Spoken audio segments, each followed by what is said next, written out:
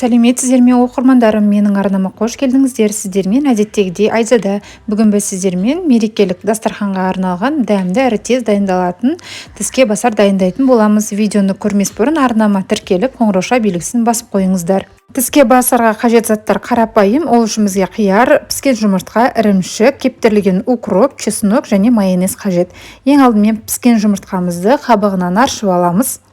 Достар, менің арнама тіркелмеген болсаңыздар, тіркеліп, тек менің оқырмандарыма арналған тортқа дәмді крем жасап жинаудың видеосын көре аласыздар.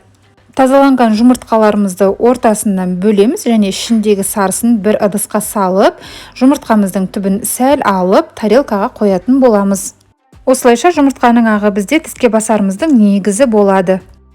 Ал енді жұмыртқаның сарысын, ірімшікті және чеснокты үкіштің сау көзінен өткізіп, бір ыдысқа салатын боламыз.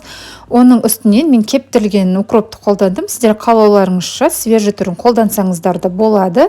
Және де үстінен майонезді салып, жақсылап араластырамыз. Бұл бізде салмасы болады. Дәл осы салманы жұмыртқаның ағының ішіне шамамен бір шай қасықтан салып толтырып шығатын боламыз. Құрметті оқырмандарым, менің арнамнан бұдан бөлікте бірнеше тіске басарлардың түрін таба аласыздар. Ол үшін каналыма өтіп өздеріңіз көріп шықсаңыздар болады.